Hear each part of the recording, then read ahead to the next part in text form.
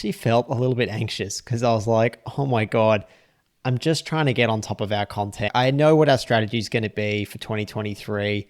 Now, if we don't leverage AI, are we now going to fall behind? Are we missing a ticket by not integrating this into our process early on? So, Kev, you and I have done a bit of diving into what's possible with these tools, and we can share at least how we're using it and what our thoughts are on it going forward to save our listeners a bit of that anxiety. Welcome to the B2B Playbook. We built this channel for small B2B marketing teams who want to drive more revenue for their business. Every week, we're showing you how to create more demand for your brand step by step using our 5Bs framework. So if you're time poor, resource strapped, but you still want to make a big impact on your business, make sure you hit that like and subscribe button down below so you don't miss an episode. Welcome back to the B2B Playbook. Listeners, today we're talking about something very, very topical. Well, Kev, I mean, it's still topical. Everyone was obsessed with it weeks ago, but it's still incredibly relevant. It's about the use of AI tools like ChatGPT that our marketers can use to improve their B2B marketing workflow. Kev, we're doing this in season 4 of the B2B Playbook, and up till now, pretty much every piece of content, every episode we've done has been very evergreen, but we've made an exception here, Kev. AI, is it here to stay? Well, I think, George, the resounding answer there is yes, AI as a tool will be here to stay. What form it takes and what final form it takes in terms of the workflow, we'll probably not see the answer to anytime soon. It'll probably continue to develop. And in that sense, maybe it is still another evergreen episode, George, but maybe ChatGPT specifically might not be. But I definitely think the framework within which we look at it is going to be evergreen. So it'll be interesting to, jump in, apply our framework, and hopefully give our listeners a peace of mind when it comes to all this disruption that AI is really going to create in our space and many other industries as well. I had a feeling, Kev, you were going to say that it's here to stay. I mean, we're already starting to integrate it into some of our processes ourselves. And Kev, I think that's why it actually fits in really nicely in the fourth of our 5Bs framework, Be Better, because that's all about optimizing workflow, all about how we can one up what we've been doing in those first 3 Bs. And so these AI tools, Kev, we're finding them to be incredibly useful, and it's still such early days. Yeah, it definitely is very early days. And as you said, George, lots of helpfulness coming from the tools. Obviously, it's if people are watching what's happening, there's lots of weird answers coming out of ChatGPT, and its rivals are probably a little bit behind, but seems to be at that stage where we're still getting a lot of confusion from the tools, but it's definitely going to be something that improves over time as it gets better quality data to look at, as it gets better itself from the learning that we're all putting it through as we test it. So I think then, Kev, it's probably important for our marketers to realize how they can start to use this in their processes now and going forward.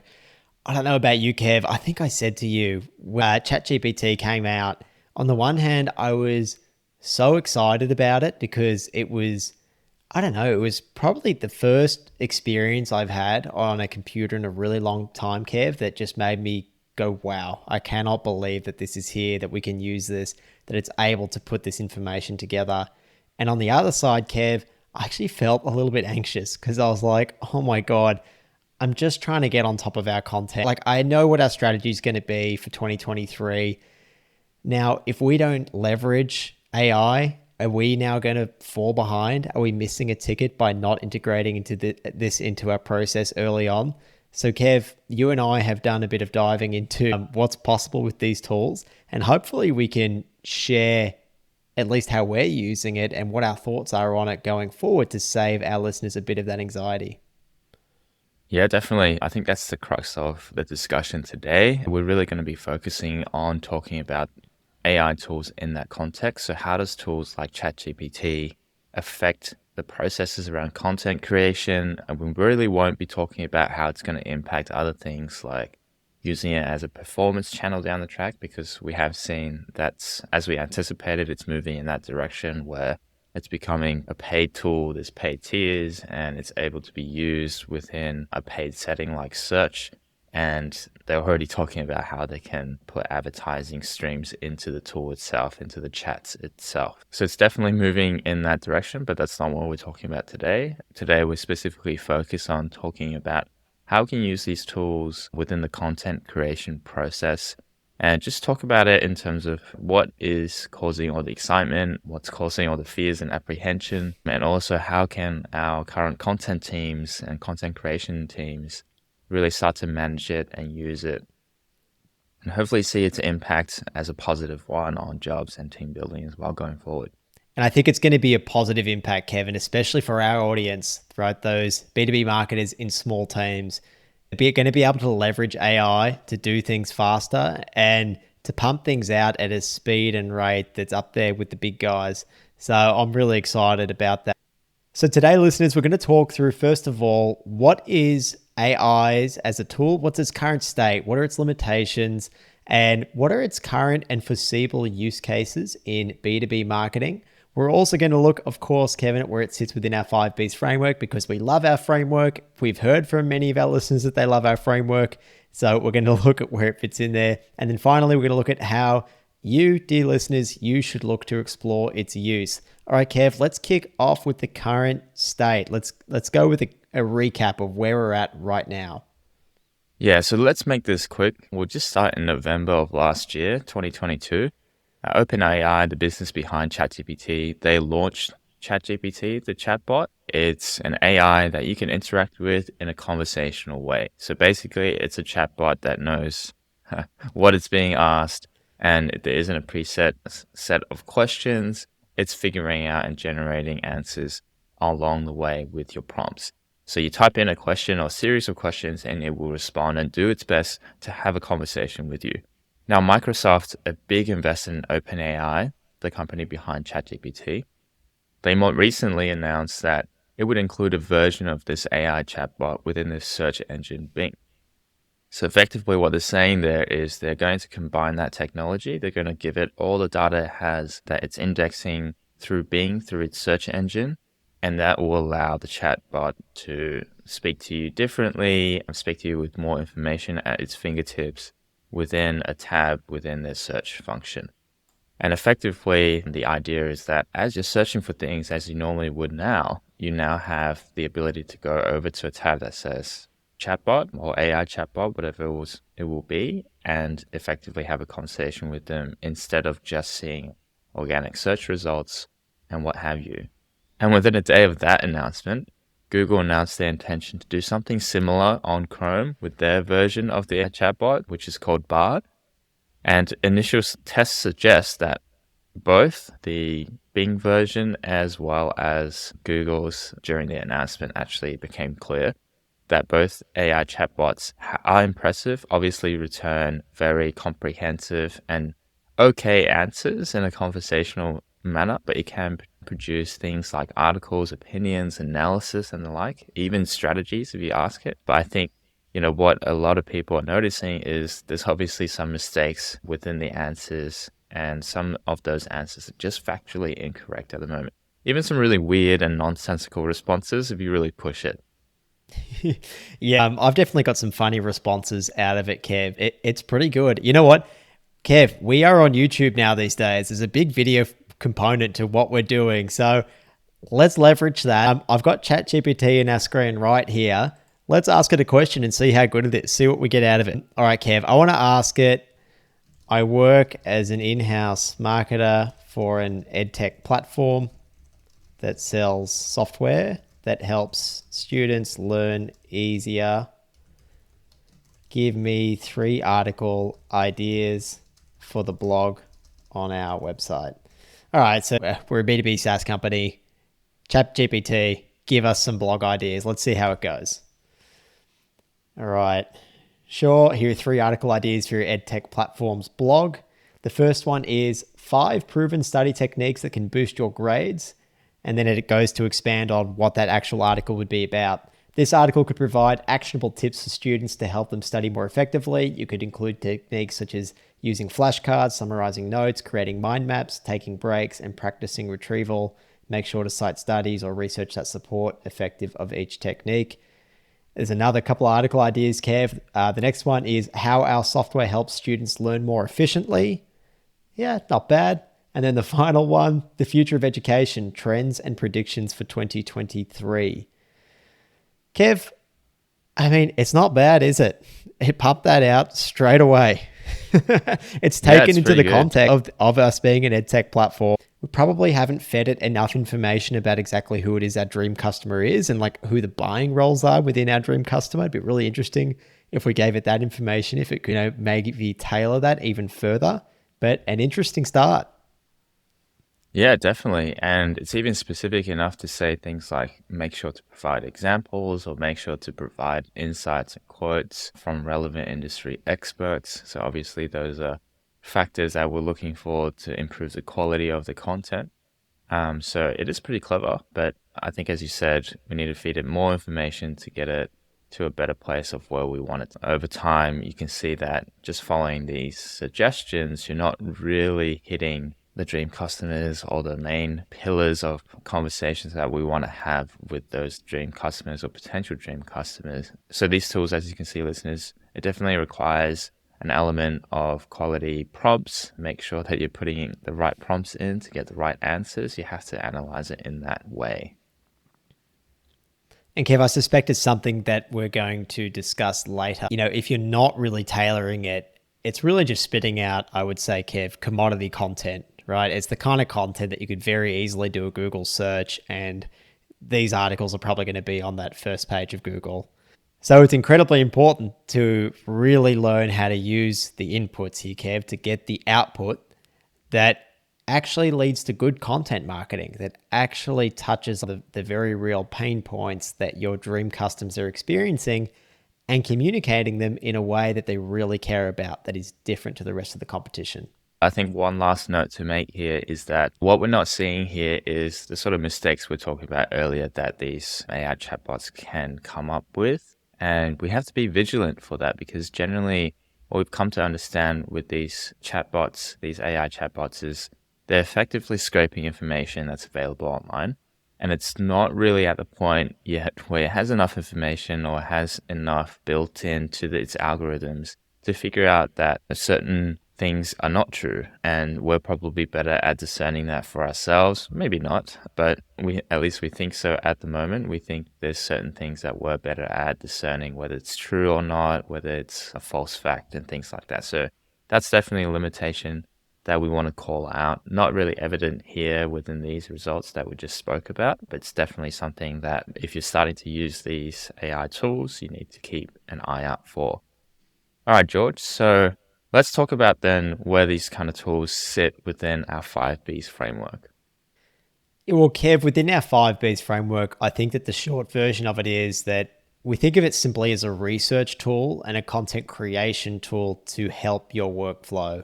So, particularly, it sits in the be helpful stage and probably in the be better stage. The beautiful news, Kev, is our framework still stands. So, listeners, you still need to build trust online in order to genuinely affect the demand generation process, to build true affinity for your brand, to create a desire in those people to want to buy from you. And you still have to do this through high quality content. It's just now that, as we said, you've got more tools to help you create that content, but you still need to ensure that that content that's created is of a really high quality. And it's got to be really helpful to your intended audience.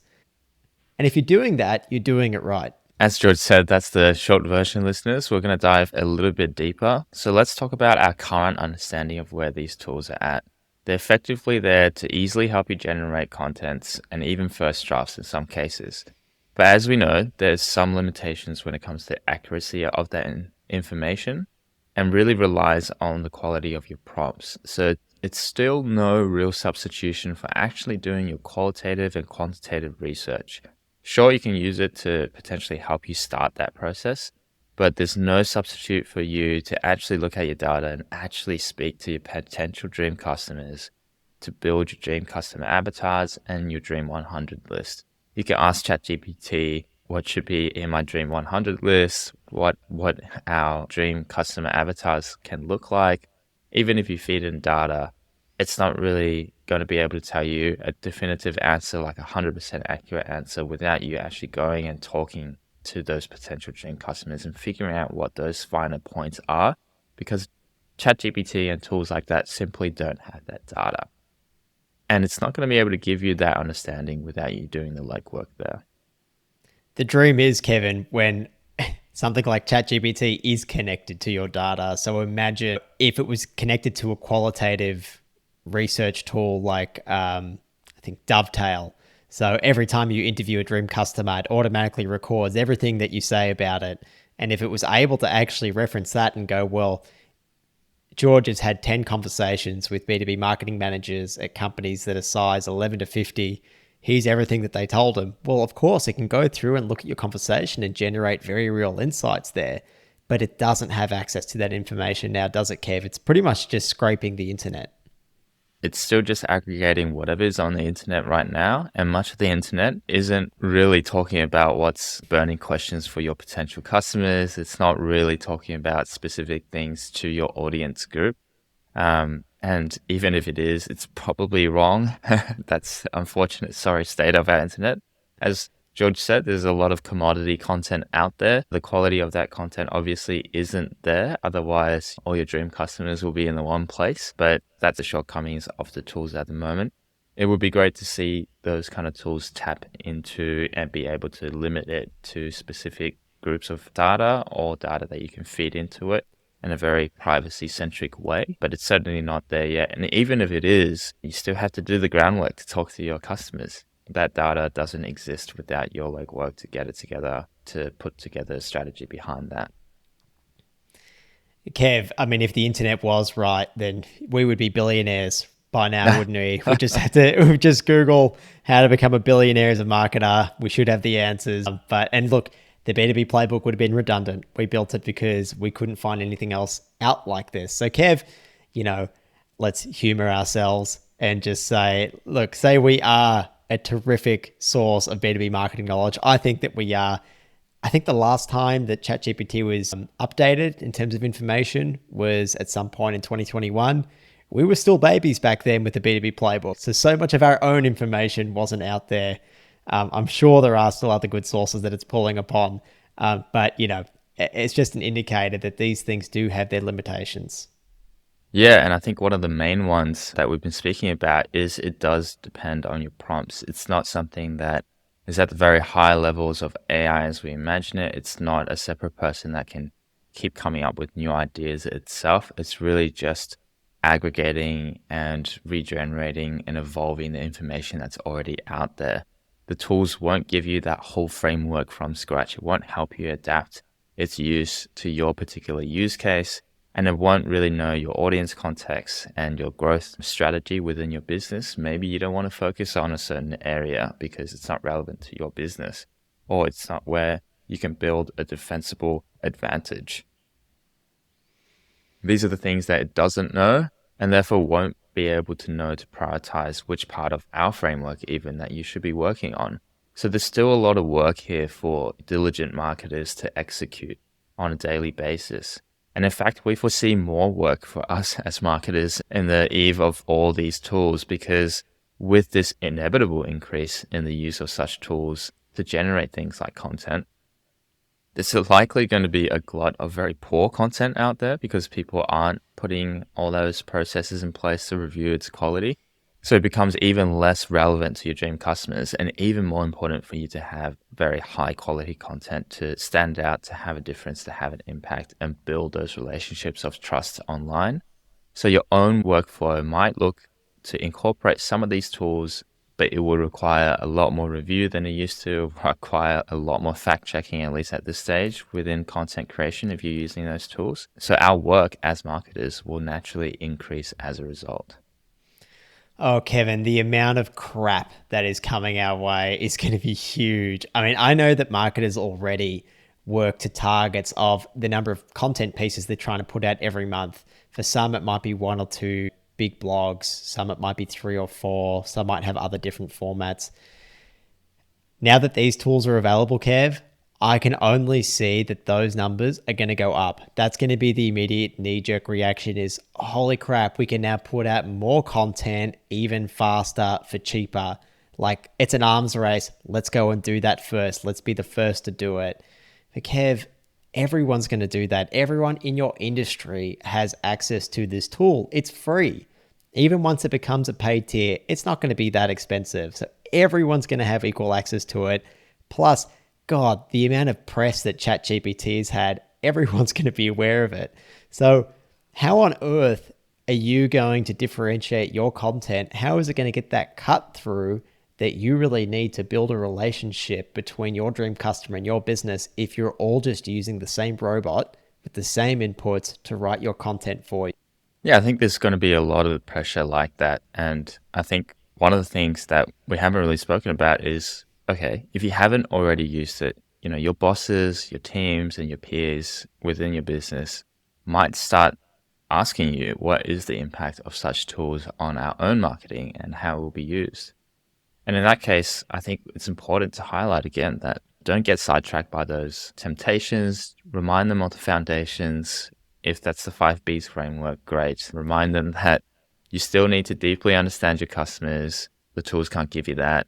You need to build trust online with really helpful content. The tools can help you get that, but still can't give you that from one prompt. And you then need to go into that process of amplifying and scaling the impact and reach of those efforts. Again, the tools probably can't give you that with any degree of certainty because it's then relying on all these other social channels and other promotional channels that you have to incorporate and find which works specifically for your brand. And such tools are really simple things to assist in the creation of some of that helpful content, but it still has to be reviewed and looked at and verified to make sure that it really is helpful, it's correct, and it serves that ultimate purpose of building helpful content and building trust online.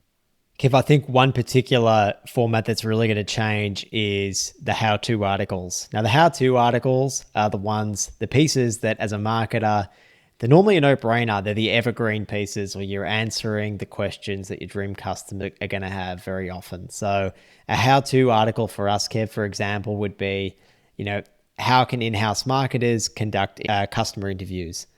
Right? That's a classic how-to. It basically just gives people a process.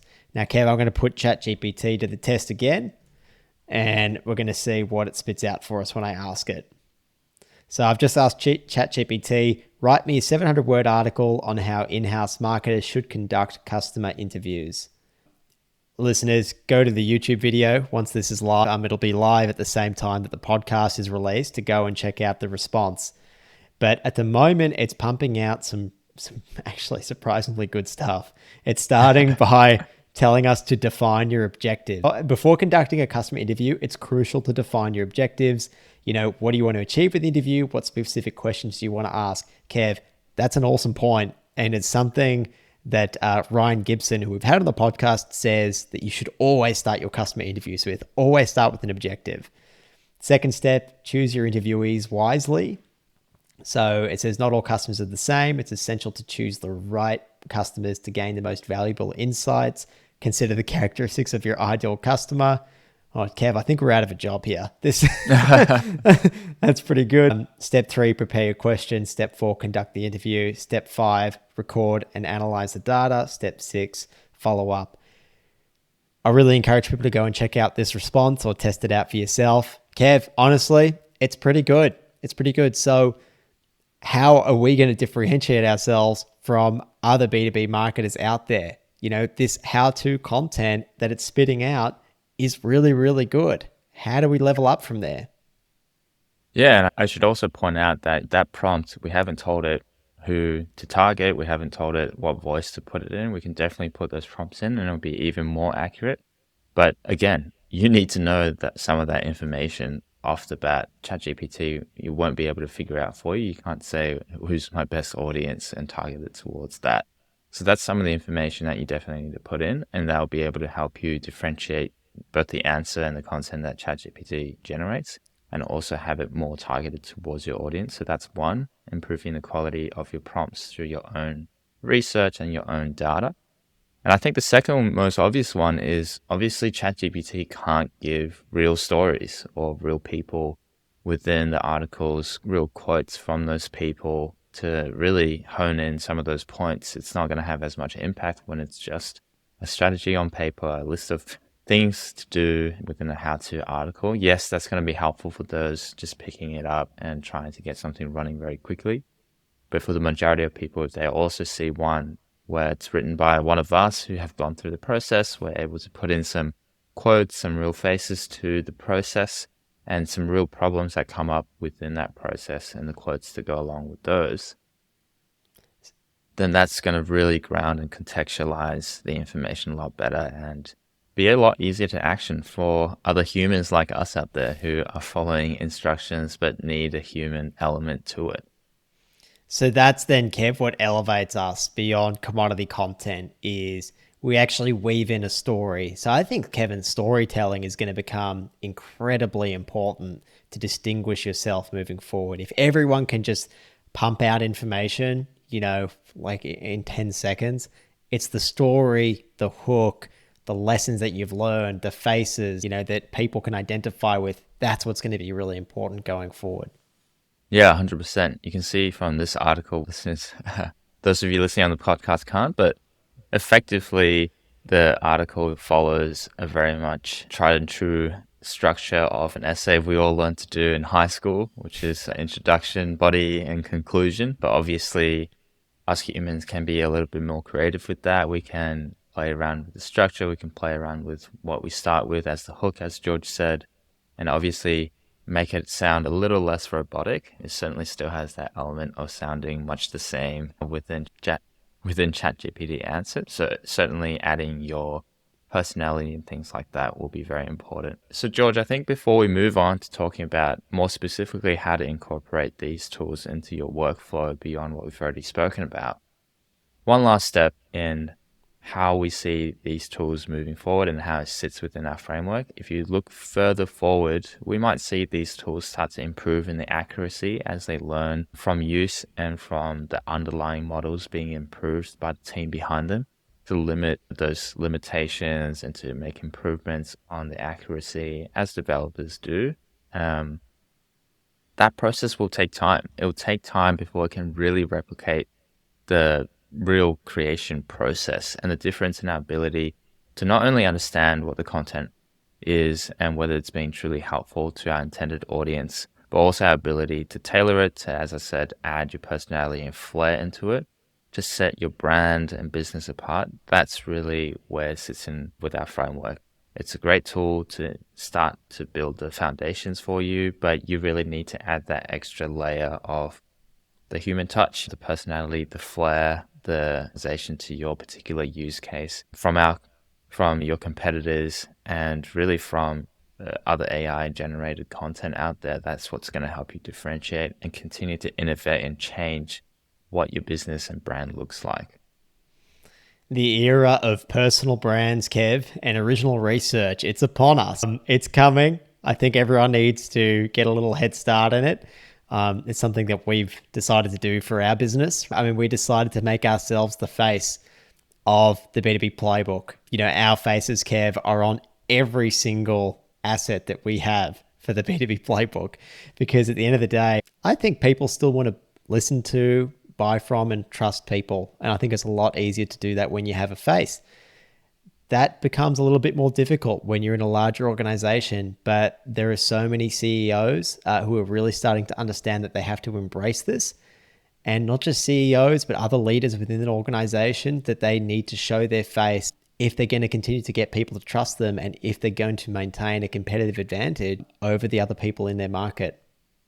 Yeah, I think if anything, the advent of these AI tools is actually accelerating the need for things like our framework and things like the process of building that trust online. That's maybe a little bit more personalized and a little less cookie cutter.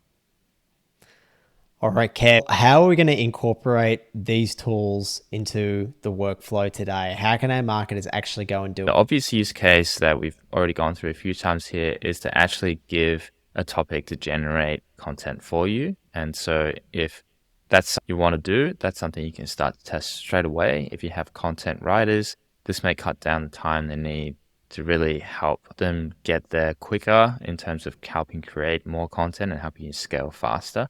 But you actually need to make sure that as you test this and you put in those verification processes by a human that we mentioned before, ensure any content that is generated is finalized and checked by a human so that they're really sense checked to see that there's nothing crazy going on in there and the facts are right. There's some pretty weird answers and plain wrong results that are coming out of these chatbots. So make sure that you verify everything and sense check. And also sense check that it really does hit that point of being helpful and useful content and addresses pain points for your target audience. Now, we've seen from the previous example, it seems to do that pretty well, but does it really hit it home? Is it personalized enough with examples, with a personal touch and flair to make sure the points that should hit home really hit home when you read through that piece of content? In other words, remember to make sure that it's helpful. That process happens within the be better stage as you optimize your workflow.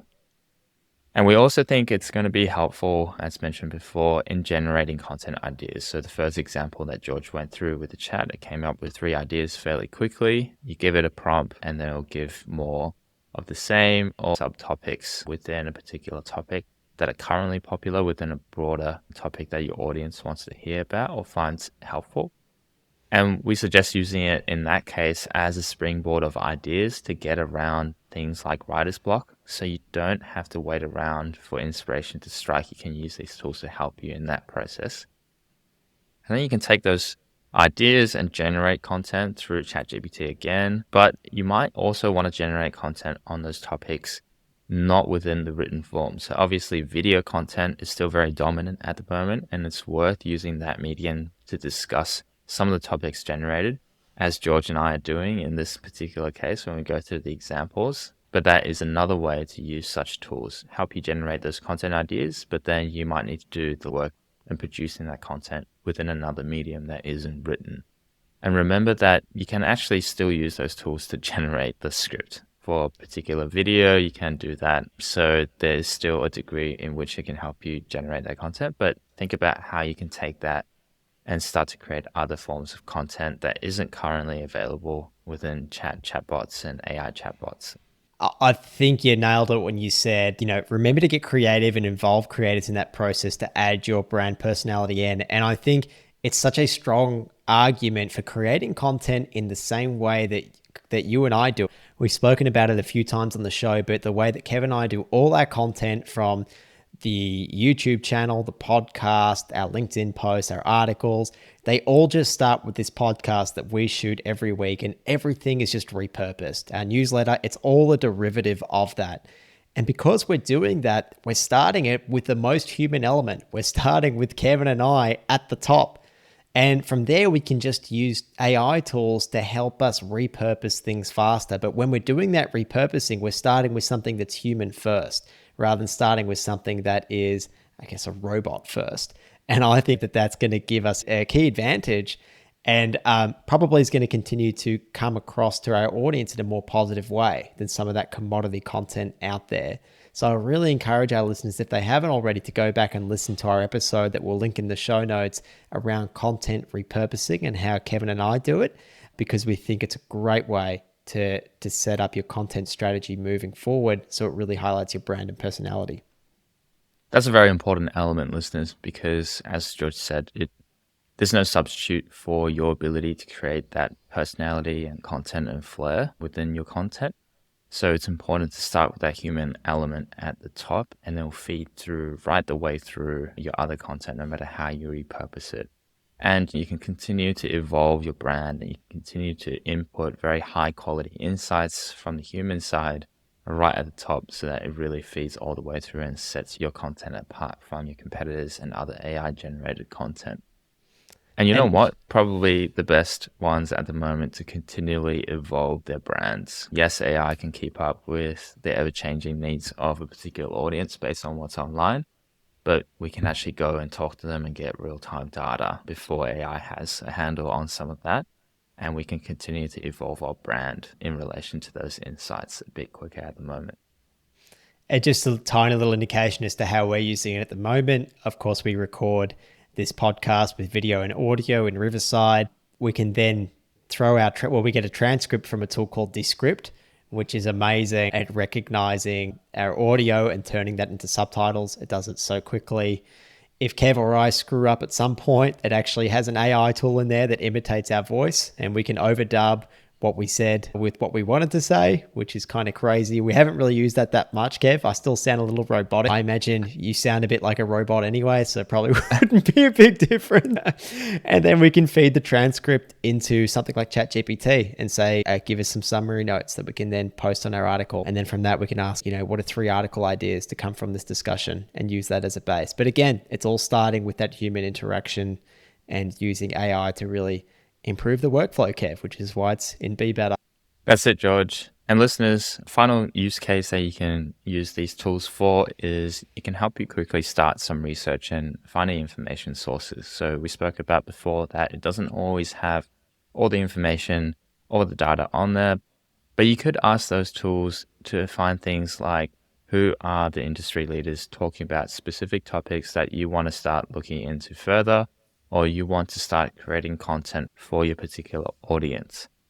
It will hopefully give you that great jumping off point again to dive in deeper yourself, to do the legwork to find out more, but it certainly helps with the starting point of that writer's block related issues.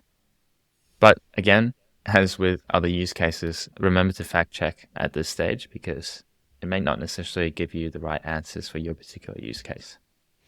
Kev, just a little helpful tip for the listeners. I've come across a website which basically aggregates all the AI tools out there.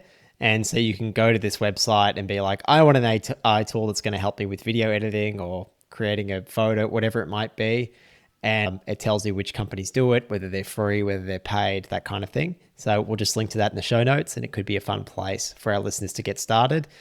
And I will probably finish off, Kev, with a warning to our listeners, which is, listeners, you cannot copy and paste the output from this AI and put it on your website. People are saying that the AI tools, when it has an output, that's going to leave some kind of watermark in a similar way to when you download a photo that you shouldn't have from a stock photo website. It leaves a watermark, so you can't use it properly. And the reason that they think that AI tools are doing that, if in 5 years' time now, most of the content is created with AI or AI assisted, and the main input for information for AI is what's on the internet, well, then half the stuff on the internet's going to be from AI. And so they need to be able to distinguish what's written by a human and what's written by an AI. So if the company can do it, there's a good chance that search engines like Google, they're going to figure out how to do it.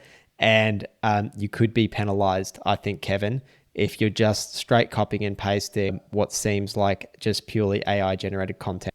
It's a great point, George, and one to definitely keep an eye out for. All right, listeners, key takeaways for this episode. AI tools like ChatGPT are powerful, but they're still just tools that need your prompts. They don't change the fundamentals, things such as the 5Bs framework.